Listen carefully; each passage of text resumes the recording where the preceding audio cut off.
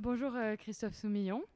Merci beaucoup de nous recevoir aujourd'hui pour réaliser notre toute première interview donc avec un acteur des courses et pas des moindres, puisque vous êtes le meilleur jockey de votre génération et sans aucun doute l'un des plus titrés d'entre eux. On est littéralement entre deux courses à Chantilly et on est vraiment reconnaissant que vous ayez pris le temps pour nous. Je vais revenir très rapidement sur votre palmarès. Après votre formation à l'école des courses hippiques à la FASEC de Gouvieux, près de Chantilly, vous remportez vos premiers succès.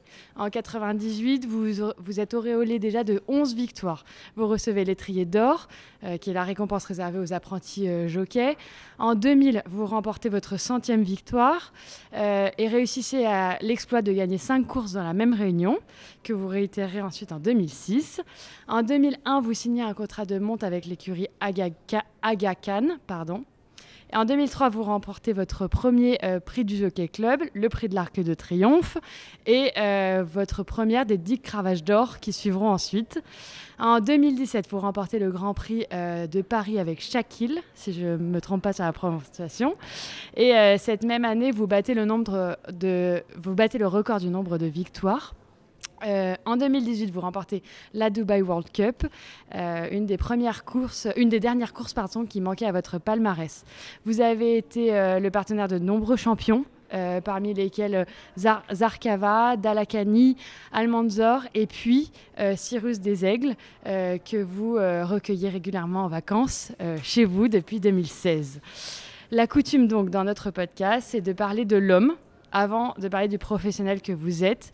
Vous êtes né en 1981, fils d'un jockey d'obstacles, et vous avez évolué très jeune au plus proche des chevaux. Est-ce que vous pourriez nous parler de votre enfance ? Comment est-ce que ça s'est déroulé ? Est-ce que c'était finalement logique que vous fassiez ce métier-là aujourd'hui ? Déjà, bonjour et merci pour votre invitation. Alors, pour commencer au tout début, bien sûr que j'ai toujours été très, très attiré par les chevaux puisque mon papa travaillait tous les matins dans des écuries et on logeait au-dessus des box. Donc, c'est vrai que j'ai eu tout de suite cet amour assez proche du cheval. J'ai passé beaucoup de temps tout petit dans les box ou même à cheval avec mon père. Malheureusement, à l'âge de 4 ans, j'ai eu un accident assez grave avec un petit poney Shetland. J'ai mon pied qui restait coincé dans l'étrier. Il a galopé sur la route pendant 300-400 mètres. Donc, c'était un moment un peu traumatisant pour moi.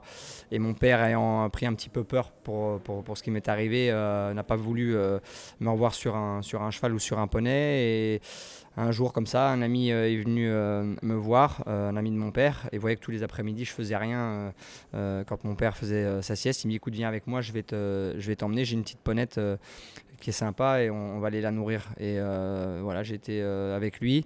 Je lui ai demandé si je pouvais monter dessus. Elle n'était pas débourrée, donc il m'a dit essaye, mais tu vas sûrement tomber, ce qui est arrivé. Je suis tombé à peu près une dizaine de fois et je suis remonté dessus à chaque fois. Donc le lendemain, je suis revenu, ça a recommencé, elle m'a refait tomber plusieurs fois et à un moment donné, elle s'est assagie. On a pris confiance l'un en l'autre, elle s'appelait Bambi. Et voilà, on est devenus amoureux l'un de l'autre et je l'ai montée pendant à peu près 1 an et demi, 2 ans.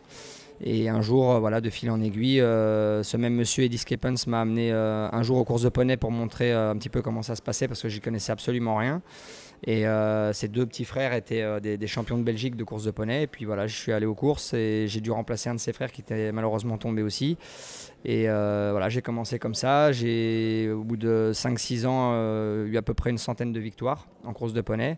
Et arrivé à l'âge de 14-15 ans, il fallait que je fasse un choix. J'adorais la cuisine aussi, donc je ne savais pas si je voulais devenir chef cuistot un jour ou peut-être jockey parce que je sentais que j'avais suffisamment d'expérience et le talent pour me lancer en tant que jeune jockey apprenti. Mais malheureusement en Belgique les courses allaient très très mal, donc ma maman voulait absolument pas que je me lance dans le métier en Belgique.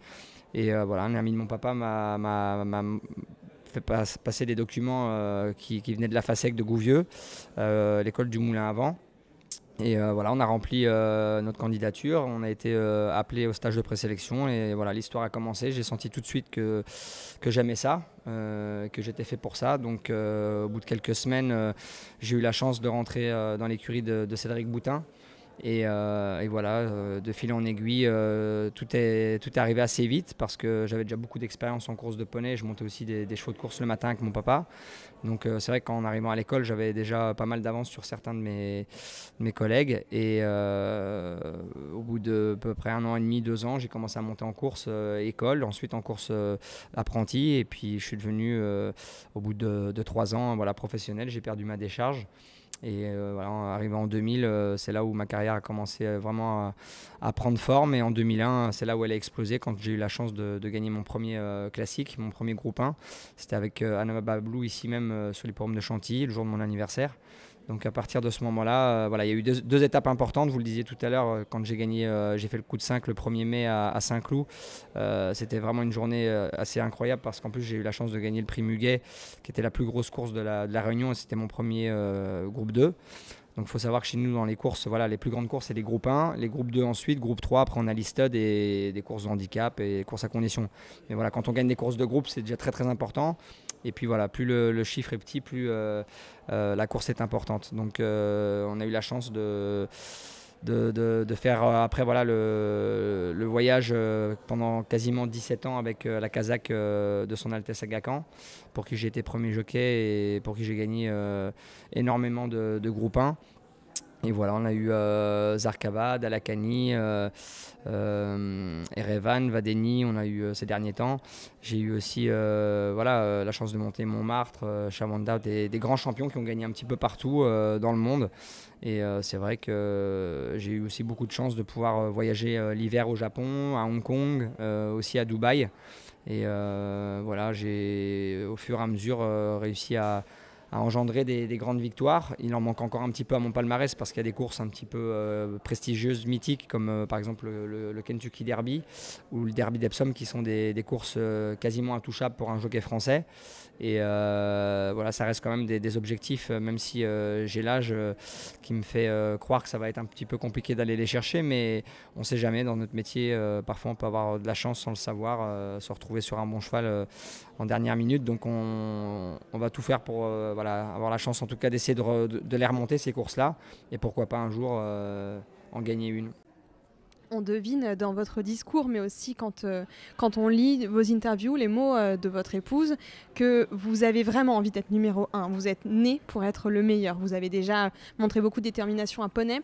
Et là, vous me dites à l'instant la chance d'être sur un bon cheval. Et en fait, je m'interroge, qu'est-ce qui fait la différence entre un très bon jockey et un bon jockey ? Déjà, il faut être surmotivé, c'est-à-dire que c'est tous les jours une compétition. C'est pas tiens, je vais bosser dur pendant une semaine et pendant un mois je vais y aller tranquille. Si on veut vraiment être au top niveau dans notre métier, malheureusement c'est comme un joueur de tennis aujourd'hui, il faut qu'il joue le maximum de matchs, c'est-à-dire un maximum de déplacements, beaucoup de tournois à l'étranger. Nous c'est pareil, si on veut avoir la chance de briller au plus haut niveau, il faut qu'on se déplace énormément aussi l'hiver à l'étranger pour aller récupérer des bons chevaux, monter pour des nouveaux clients. Et en plus de prendre de l'expérience et de la confiance, quand ça se passe bien, on a la chance de montrer aux gens ce qu'on est capable de faire, parce qu'on a la chance, c'est vrai aujourd'hui, d'avoir Internet et avec les réseaux sociaux, c'est très facile de voir des courses quasiment en direct sur tous les hippodromes du monde. Mais à une époque, ça n'existait pas. Il y a 15-20 ans, si on n'allait pas monter justement dans ces endroits-là, si on ne se faisait pas un nom, on n'avait pas la chance d'avoir au final un palmarès assez élargi au niveau international. Et c'est clair que nous, dans notre métier, il y a souvent des hauts et des bas parce qu'on ne peut pas être en pleine forme et motivé tout le temps, surtout quand on monte plus de 1500 courses par an. Ça, c'est ce qui m'arrive quand vraiment je fais des grosses années. Mais c'est sûr qu'on fait un métier où on ne regarde pas la montre et on ne cherche pas à savoir si on est bien ou pas bien. On se lève tous les matins, même si parfois c'est très dur. C'est un petit peu comme aujourd'hui quand on voit le Tour de France. Il y a des cyclistes qui sont amenés à essayer de gagner une étape ou même remporter des maillots ou la victoire finale. Mais on sait que voilà, tous les jours il peut arriver n'importe quoi, une chute, le lendemain on peut quand même espérer partir dans une échappée et gagner. Nous c'est pareil dans notre métier, on arrive aux courses tous les jours avec une certaine espérance parce que on a quasiment une fois ou deux par jour la chance de monter des chevaux qu'on n'a jamais pu monter avant. Et dans ces chevaux-là, de temps en temps, on tombe sur un futur champion. Alors ça arrive rarement, hein. Il faut à peu près 1000 montes pour tomber sur un super cheval. cheval. Mais ça, c'est des statistiques plus ou moins qui sont équivalentes à mon palmarès. Mais voilà, j'ai eu la chance de monter plus de 110 groupe 1, victoires de groupe 1 dans le monde. Et c'est surtout grâce aux chevaux, parce qu'il ne faut pas l'oublier, on a beau être inspiré et en vouloir. Si on ne monte pas le meilleur cheval de la course, déjà c'est compliqué de s'imaginer se déplacer et de gagner. Mais voilà, avec le temps, on progresse de toute manière, parce que quand on est jeune, on pense beaucoup au physique et à se préparer très fort au niveau cardio et autres. Mais avec le temps, voilà, j'ai appris à gérer aussi mon corps, mon poids, parce qu'il ne faut pas oublier qu'on a quand même, nous, un barème de poids qui est assez strict, dans lequel on doit essayer de se placer. Moi, par exemple, c'est entre 54,5 et 56 kg toute l'année. Et c'est clair qu'avec mes 1m73, ça n'a pas toujours été facile, surtout vers l'âge de 22-23 ans, quand on a le corps qui se développe. Et aujourd'hui, on a un petit peu le souci, nous, dans le vestiaire, on a beaucoup de jeunes jockeys qui sont d'une taille encore supérieure à la mienne. Et quand on voit qu'ils doivent faire le même poids que nous à l'époque, on sait que c'est compliqué, parce que chaque centimètre, ça fait des kilos en plus. Mais on fait vraiment un métier de passion dans lequel, si on veut être numéro 1, on n'a pas le choix. Il faut tous les jours se remettre en question et monter course après course, parce que ça peut arriver que dans une réunion, les 5 premières courses ne se passent pas bien. On peut être déçu par les résultats et le comportement de certains chevaux. Et puis finalement, on va peut-être des fois gagner les 2 dernières qu'on monte. Donc on ne sait jamais vraiment ce qui peut se passer. C'est pour ça qu'il faut être concentré. Et pareil qu'un joueur de tennis, s'accrocher sur chaque point, chaque jeu, chaque set. Et c'est comme ça qu'on parvient à gagner des courses, se faire un nom, et après avoir la chance, parce que plus on gagne de courses, plus on est vu, plus on est demandé. Donc après, il faut être au bon endroit au bon moment. On vous l'a dit, donc nous on vient uniquement d'ailleurs du concours hippique, et notre audience est beaucoup plus axée sur le concours hippique. Donc on a essayé de poser des questions qui permettent aussi à nos auditeurs de mieux comprendre sans qu'on soit trop dans la technique. Il y a une question qu'on a l'habitude de poser très souvent, c'est de savoir si la personne en face de nous, et surtout comment est-ce que la personne définirait ce qu'est un homme de cheval. Alors la grande différence entre les courses et chez nous, c'est justement ce que vous avez dit, c'est que les cavaliers qui montent au meilleur niveau, ou même à un niveau plus classique, connaissent leurs chevaux. Ils les montent, ils les travaillent régulièrement toute l'année, etc. Pour arriver sur un certain objectif. Il vous arrive tous les jours ou régulièrement, j'imagine, de monter des chevaux que vous ne connaissez pas du tout. Est-ce que vous pouvez nous parler de la relation d'un jockey avec les chevaux? Comment est-ce qu'on peut la décrire et la définir par rapport forcément aux cavaliers plus classiques? Nous, en fait, quand on arrive dans un rond de présentation, on arrive un petit peu comme une sorte de chuchoteur ou un ostéopathe équin. C'est-à-dire qu'on arrive et on essaie tout de suite de tester, voir un petit peu ce qui va sur le cheval ou ce qui ne va pas. Chaque cheval a un comportement différent, surtout quand ils débutent. C'est toujours assez impressionnant pour eux quand ils arrivent en compétition pour la première fois. Donc il y a des chevaux qui peuvent être très stressés, d'autres un peu plus peureux. Et c'est à nous, justement, déjà en arrivant, de se présenter et de voir un petit peu comment ils réagissent, parce qu'ils peuvent parfois avoir peur du public, des autres chevaux dans le rond qui bougent un petit peu. Et c'est vrai que de voir un Gugus avec un pantalon blanc et une casaque colorée arriver comme ça, parfois ça peut être impressionnant, et certains peuvent même mal réagir, ça peut être assez dangereux. Donc il faut vraiment arriver et déjà tester. Une fois qu'on a pris la première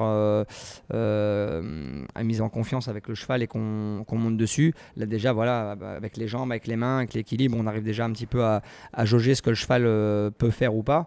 Moi, je pense qu'un homme de cheval et un bon cavalier, c'est celui qui va s'adapter quasiment à tous les chevaux, et qui, au bout de quelques minutes, va faire comprendre au cheval qui il est, et c'est après de l'amener sur ce que le cavalier aime faire. Tout ça se fait bien sûr dans le calme et avec une certaine technique. Et plus on a l'habitude de faire, je pense, moi, c'est ce qui m'a vraiment servi, c'est de faire des disciplines équestres différentes. Moi, je sais que j'ai appris beaucoup de choses en faisant un peu de reining, en montant aussi des chevaux de CSO. J'ai fait beaucoup de randonnées aussi avec mes chevaux. J'ai fait du trot, de l'obstacle. Et je pense que chaque discipline, même le polo par exemple, ça apprend certaines façons de se poser sur le cheval, et de se servir de certaines choses qu'on ne ferait pas, nous, par exemple, dans le galop. C'est vrai que l'équilibre, on le travaille assez peu finalement, et avec le temps, en ayant justement eu des codes qu'on a appris sur d'autres disciplines. Ça nous permet derrière de même progresser dans notre métier et d'essayer de parvenir à quelque chose d'encore de plus fin. Ce qui n'est pas toujours facile parce que nous, c'est vrai qu'on nous demande souvent sur certaines courses de partir très vite et on n'a pas le temps vraiment de mettre les choses en place. Mais sur certaines courses où des fois on court sur des hippodromes de petite surface avec beaucoup de tournants, on peut parfois apprendre aux chevaux à bien changer de jambes, à se soulager, à bien respirer. Et ça, c'est des longueurs qu'on peut gagner dans un parcours et qui peuvent permettre parfois d'avoir un cheval qui a une 3-4e chance et de gagner des courses. Donc c'est ce qui est assez passionnant dans notre métier, c'est qu'on en apprend tous les jours. Et puis c'est toujours intéressant de discuter avec des gens d'autres disciplines parce que chacun a son avis, son œil, et je pense qu'à force de monter beaucoup et d'essayer, on parvient toujours à s'améliorer. On l'a dit en préambule de cet épisode, on vient pas du tout de ce monde-là, mais on fait nos devoirs. On essaye vraiment d'avoir des informations et de pouvoir apporter de la profondeur à l'épisode, et c'est ce qu'on a fait ce matin. On a sur la route mis un petit message à Thierry Rosier, qui pour l'info était le premier épisode qu'on a enregistré dans ce podcast il y a 3 ans maintenant. Et on lui a fait savoir qu'on allait enregistrer un épisode avec Christophe Soumillon, le premier épisode pour Le Monde de la course, et on lui a demandé s'il avait une anecdote à nous donner ou une information, et effectivement il y en a une. Thierry nous expliquait que vous aviez traversé à une certaine période de votre carrière un passage à vide, un passage de doute, et que votre manager l'avait contacté pour voir si vous pouviez justement travailler ensemble et essayer d'échanger sur des points de technique, sur des points de pédagogique, et c'est la première fois que j'entends parler d'une sorte de collaboration entre le sport équestre classique et le monde de la course.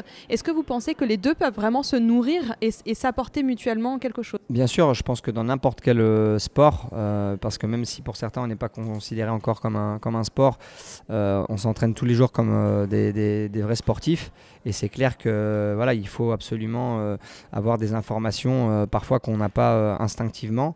Il est clair que d'avoir de l'aide de temps en temps, nous conseiller sur certaines choses, parce qu'on se croit toujours assez fort et on pense toujours pouvoir surmonter toutes les épreuves seul, mais c'est vrai que quand on est bien entouré et quand on a les gens autour de soi qui vous mettent en bonne disposition pour affronter des moments un petit peu compliqués, ça permet de traverser les orages d'une manière un peu plus limpide et de ressortir la tête de l'eau d'une meilleure façon et de repartir. Moi, j'ai eu des coups durs dans ma carrière au moins 4 ou 5 fois.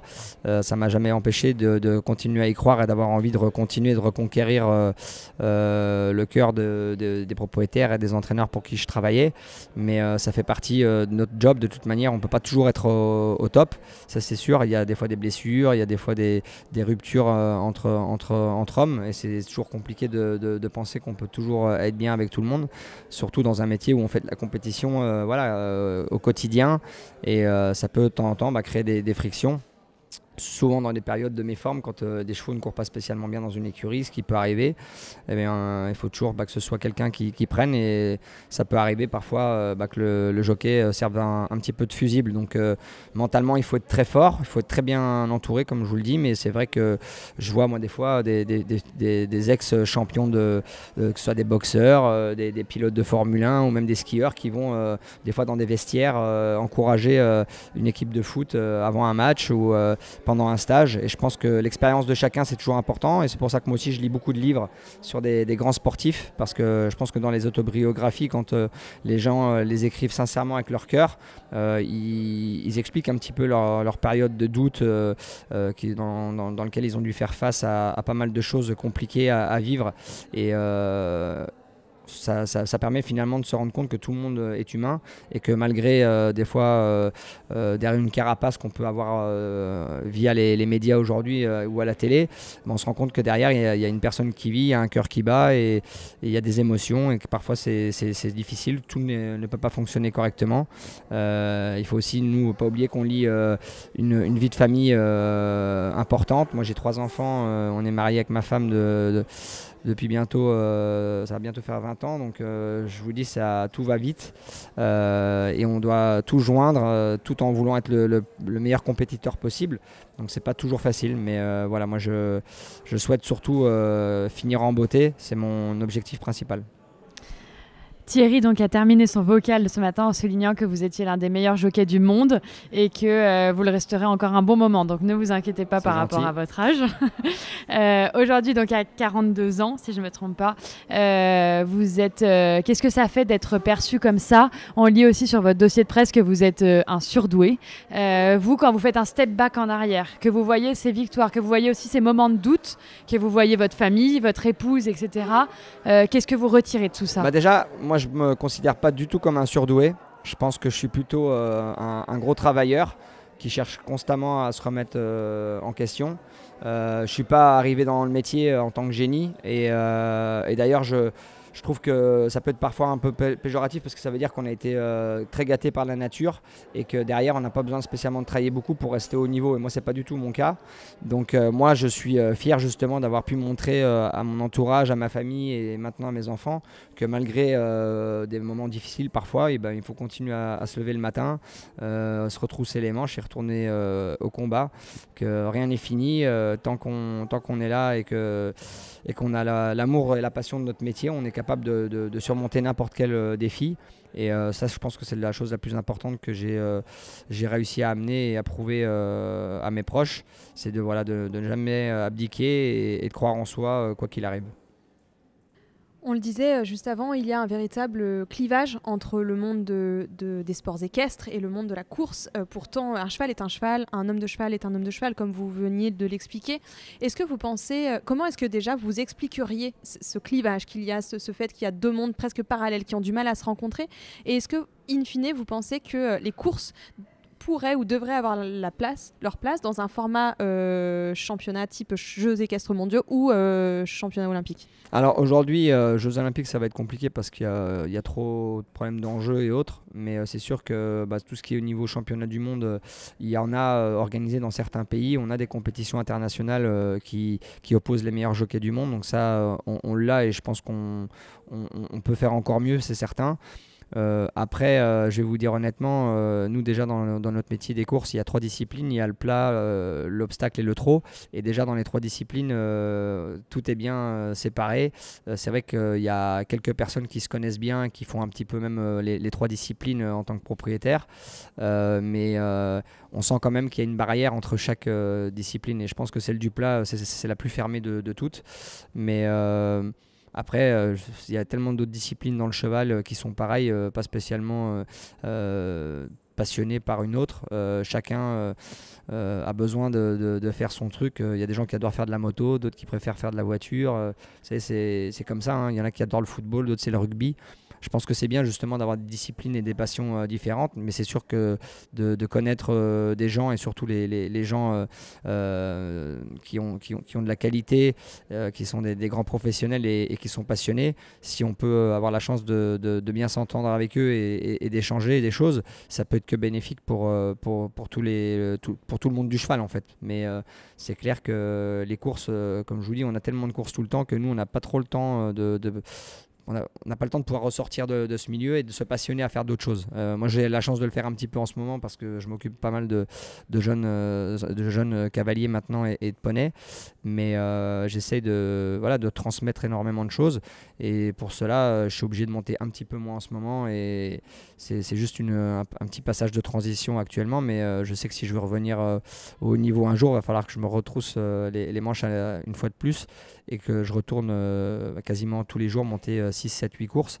Et je sais que ça va être fatigant et dur physiquement, mais de toute manière, je sais à quoi m'attendre puisque je l'ai déjà fait assez souvent. Mais bon, tous les métiers du cheval, moi, me passionnent et je trouve que de toute façon, voilà, dans chaque discipline, il y a du bon et il y a du pour et du contre, pardon, mais c'est comme ça. Il y a un sujet par contre où on se rencontre, hein, quelles que soient les disciplines, quelles que soient les activités, qui n'est pas des plus positifs, mais c'est forcément toutes les pensées, les tendances animalistes auxquelles on fait face de plus en plus et de manière très très importante, et aussi dans le milieu des courses. Est-ce que vous pouvez nous en parler, vous, de votre œil de l'intérieur? Est-ce qu'il y a eu déjà des évolutions? Est-ce que vous pensez qu'il devrait y en avoir de nouvelles? On sait qu'il y a notamment eu des modifications récentes sur l'usage de la cravache, notamment pendant les courses. Écoutez, moi je trouve que c'est très très important qu'on fasse le maximum possible pour montrer aux gens qu'on fait tout pour que l'animal ait une vie la plus saine possible et la moins douloureuse, parce que malheureusement ce sont des sportifs de haut niveau comme n'importe quel athlète. Des fois une petite blessure ça peut arriver, mais c'est quand même des chevaux qui sont nés depuis des siècles, ils sont faits pour galoper, ils adorent ça, on peut les lâcher que ce soit à la plage ou dans un pré, on sait qu'ils adorent galoper.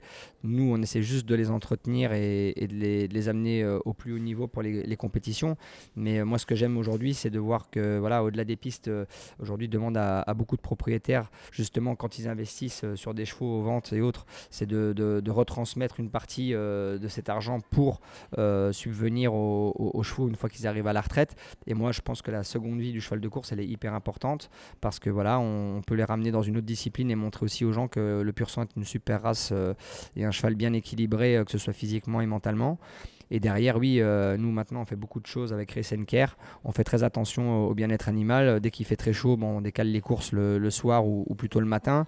Vous pouvez voir aujourd'hui, il y a des brumisateurs sur tous les hippodromes. On arrose les chevaux même aux boîtes. On fait attention. Le bâton, très important, parce que c'est vrai que la cravache à l'époque, c'était un petit peu considéré comme une arme pour certaines personnes, et je peux le comprendre. Maintenant, on monte avec des bâtons qui font plus du tout mal aux chevaux et qui sont en mousse.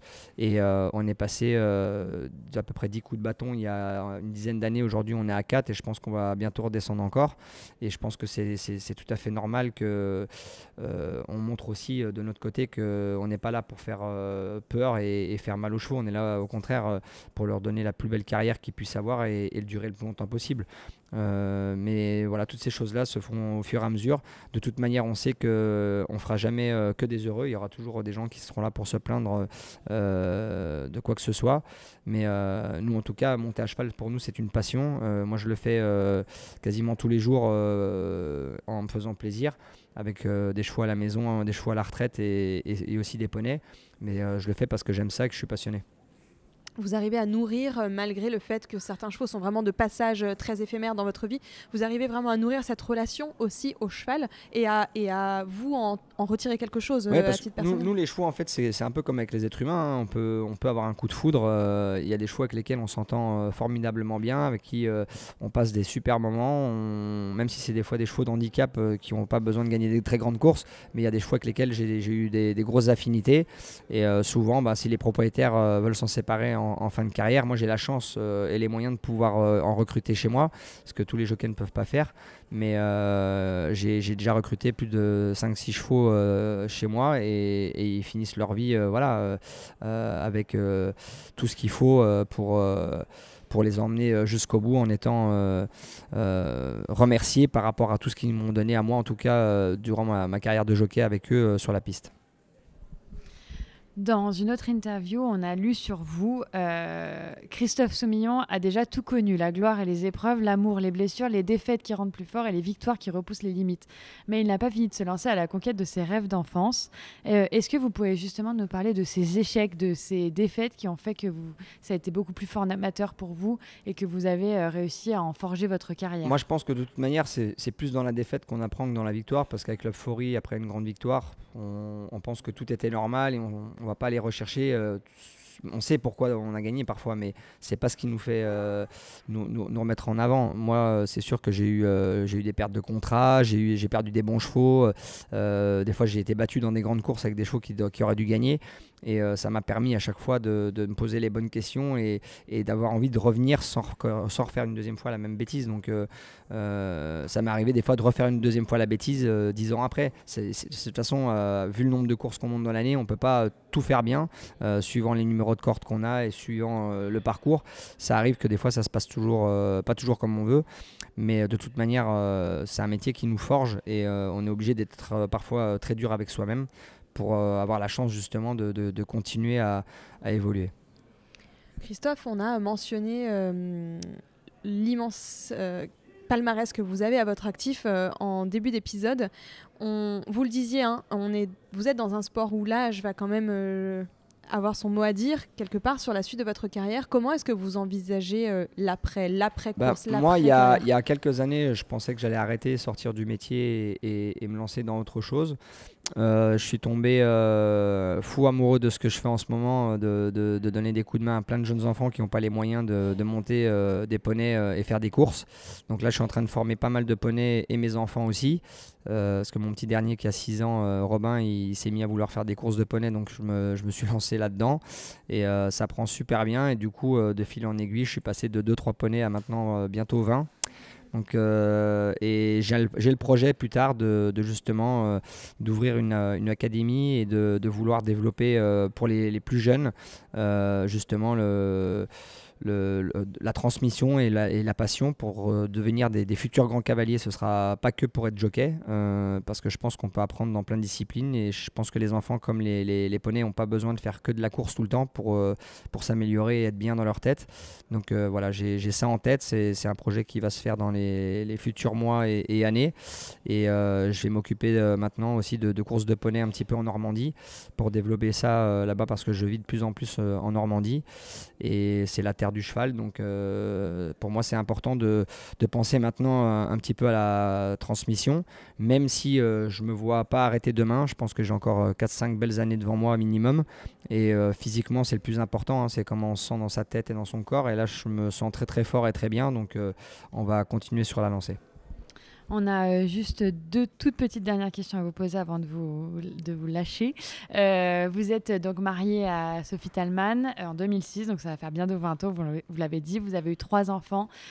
Comme pour le concours hippique, les courses prennent énormément de temps. Comment est-ce que vous avez su gérer l'équilibre ou comment est-ce que vous le gérez, l'équilibre c'est pas évident parce que il n'y a rien d'écrit en fait, hein. C'est les sentiments entre les gens. Il y a des hauts et des bas tout le temps. C'est comme ça, c'est la vie. Ce qu'il faut surtout, c'est se respecter. Et moi j'ai quand même la chance de faire un métier qui me prend beaucoup de temps, donc avec Sophie quand je rentre à la maison on parle jamais de mon boulot, c'est très très rare, il n'y a que les jours de grande course où elle vient, où elle s'intéresse un petit peu, mais Sophie est assez néophyte, les courses elle s'en occupe pas et du coup ça nous permet dès que je rentre à la maison de me déconnecter complètement, de passer du temps avec elle et avec les enfants et de voir autre chose. Et puis quand je fais les courses de poney c'est pareil, pour moi ça n'a rien à voir avec la compétition que je fais moi tous les après-midi. Mais voilà, je passe énormément de bon temps avec mes proches et depuis quelques mois maintenant, voilà, comme je vous dis, on est en train de se lancer sur un futur gros projet. Donc les enfants font partie de ce projet aussi. Et ça, je trouve ça génial parce qu'on apprend beaucoup de choses tous ensemble et c'est top. J'ai 2 questions très très brèves. Est-ce que vous auriez un acteur des courses à nous recommander, que nous pourrions aller interviewer pour compléter un peu notre savoir et pour faire ce lien? Alors je ne sais pas si il le fera en français, je ne suis pas sûr, mais c'est en anglais, c'est Frankie Dettori. C'est le plus grand jockey que j'ai eu la chance de connaître et avec qui j'ai monté. Il prend sa retraite cette année en fin d'année et il fait une année en plus exceptionnelle. Mais voilà, c'est quelqu'un qui a été un gros déclencheur chez moi. Quand je l'ai vu gagner son premier Arc de Triomphe avec l'Amtara, j'étais en Belgique, je suis passé devant une boutique, je l'ai vu en poster et j'ai dit j'ai envie de faire comme lui. Je voulais lui ressembler. Malheureusement, on n'a pas du tout le même physique, donc à cheval, c'est pas le même esthétisme. Mais en tout cas, c'est quelqu'un qui m'a inspiré tout au long de ma carrière et qui a eu la chance, lui aussi, de gagner les plus grandes courses du monde. Et il en a gagné 3 fois plus que moi, des grandes courses. Donc pour vous dire que c'est quand même un gars qui sort du commun. Et en plus de ça, c'est un showman, c'est un mec super intelligent qui a eu aussi des accidents assez graves et qui a dû surmonter des épreuves difficiles dans sa vie. Mais c'est pour ça que c'est un grand champion. Une dernière question, vous avez mentionné que vous lisiez beaucoup et on adore pouvoir partager avec les auditeurs quelques titres. Est-ce que vous auriez des titres à nous recommander qui vous ont vraiment influencé? Écoutez, le dernier livre de Xavier Dumoulin, il m'a beaucoup plu. Je pense que c'est La Nuit du Pur Sang, si je ne me trompe pas.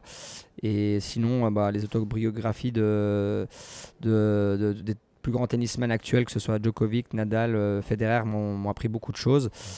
Puis voilà, j'ai beaucoup aimé aussi lire les grands boxeurs comme Mohamed Ali, entre autres, mais aussi des cyclistes, Eddy Merckx, voilà, tous ces grands champions qui font des métiers où il faut se remettre en question régulièrement parce qu'on prend des coups et ça peut être très dur. C'est souvent, je rajoute juste, mais c'est souvent hyper intéressant quand un cavalier, un jockey en l'occurrence, nous parle d'autres sports parce que souvent souvent, c'est les meilleurs qui s'inspirent aussi des autres grands sportifs. Moi, je rêvais justement de devenir le meilleur. J'ai pas réussi tout le temps à être le meilleur, mais je pense que parfois je l'ai été. Voilà, il faut une certaine rigueur, un certain pouvoir aussi d'avoir envie tous les jours de travailler dur. C'est comme quelqu'un qui veut constamment être premier de classe. Ça peut être très bien, les parents peuvent être très fiers, mais des fois ça peut être compliqué aussi dans la tête parce que dès qu'on n'est pas premier, on a l'impression d'avoir fait des choses moyennement et on est déçu de soi-même. Et c'est là où c'est difficile de trouver ce curseur, de garder la régularité pour pas être constamment déçu quand on est battu.